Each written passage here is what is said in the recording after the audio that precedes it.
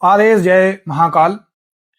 मेरे अघोर शक्ति परिवार के प्रिय साधकों, आज तंत्र कोर्स के इस 9वें भाग में मैं उस विषय पर बात करने जा रहा हूं जिसमें 99% साधक फेल हो जाते हैं और उसे नजरअंदाज करते हैं और फिर जीवन भर शिकायत करते हैं कि हमने वर्षों साधना की पर कुछ हासिल ही नहीं हुआ।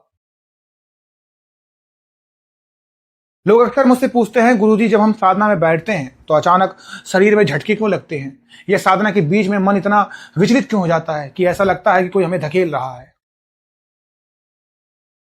यह सब इसलिए होता है क्योंकि तुम्हारा आसन कीलित नहीं है।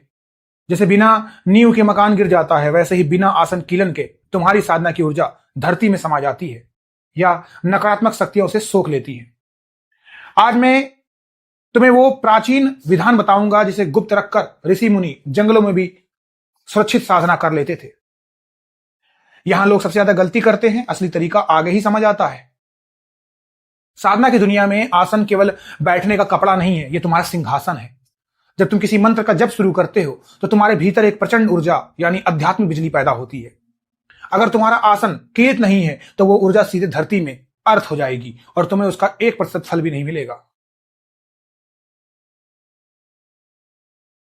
देखो, तंत्र शास्त्र का एक नियम कहता है कि अकीलितेन आसनेन सिद्धन जायते, अर्थात बिना कीलन के आसन पर बैठकर की गई साधना कभी सिद्ध नहीं होती।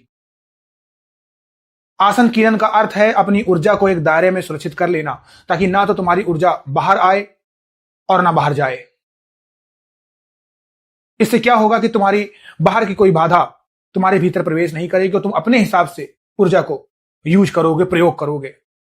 सबसे बड़ी बात यहां पर आती है आसन का चुनाव। बहुत से लोग कोई भी कपड़ा उठा लेते हैं या नंगे ही ऐसे जमीन पर बैठ जाते हैं, यानी ऐसी कोई भी आसन बिछाते ही नहीं है। और बिछाते हैं तो कोई इंसान प्लास्टिक का बिछाता है, चटाई बिछा लेते हैं।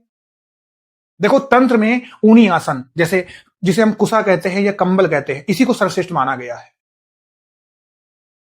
लेकिन आसन बिछाने मात्र से काम नहीं चलेगा। बैठने से पहले तुम्हें अपने इष्ट या गुरु का ध्यान करते हुए आसन को कीर्त करना होगा।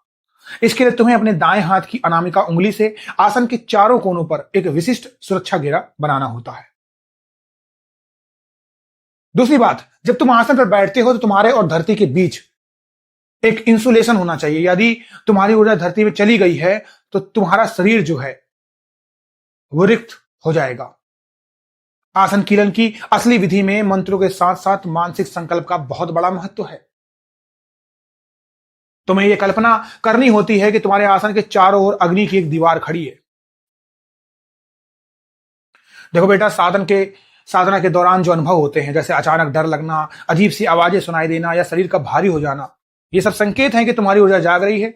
लेकिन अगर आसन कीलित नहीं है तो बाहर खड़ी अतृप्त आत्माएं उस ऊर्जा को खाने के लिए तुम पर हमला कर सकती हैं। इसीलिए आसन कीलन को प्राण रक्षा का कवच भी कहा जाता है। साधना में एकाग्रता तभी आती है जब तुम सुरक्षित महसूस करते हो।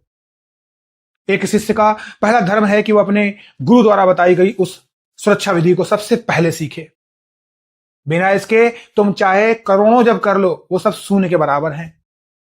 और जो साधक इस नियम को समझ लेता है, उसे साधना के पहले ही दिन से एक अलग तरह की स्थिरता और शांति का अनुभव होने लगता है। चलो इसे एक उदाहरण के तौर पर समझते हैं। जैसे तुम अपने मोबाइल को चार्ज पर लगाते हो। अगर चार्जर की तार कटी हुई है या प्लग ढीला है तो चाहे पूरी रात फोन लगा रहे, बैटरी चार्ज ही नहीं होगी। गुरु मंत्र वो बिजली है, तुम वो बैटरी हो और तुम्हारा आसन वो चार्जर है।